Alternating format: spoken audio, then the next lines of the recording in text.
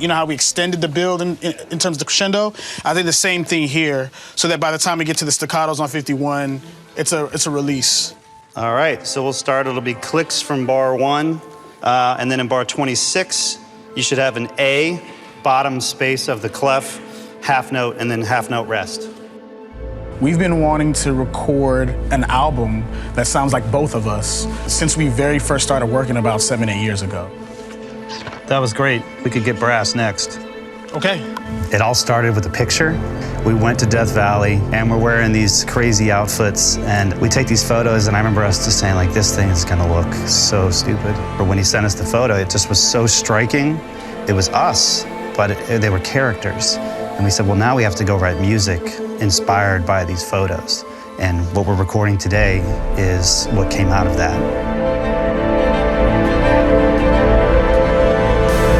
From the moment that we decided to work together is how can we pull out all the things that we've learned and how can we leverage those into something that's unique and experimenting with sounds that we would have never necessarily put together, but you know, that make a third thing from the sum of its parts. Another thing that we wanted to do is break all the rules. You can work with hip hop, pop, or traditional classical or jazz, but who's to say that you can't combine it all together? We want our music not to be stuck in a genre.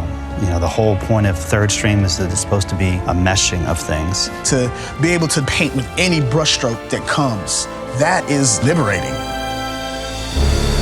When you work in film, very often you are driven by producers or filmmakers and they have a vision. But getting to do our own project, there's really high-level orchestration techniques that we were able to explore that very often would just kind of get in the way if there were dialogue. So it's just nice to be able to kind of get in there and just do what you're really feeling with no shackles, nothing holding us back. You get to be your whole musical self on this podium.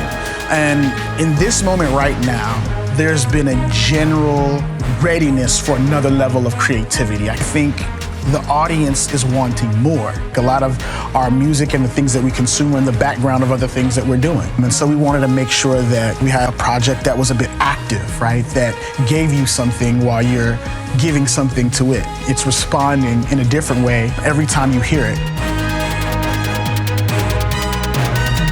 We always consider ourselves storytellers, and we hope audiences, when they hear it, they'll hear that we're telling a story.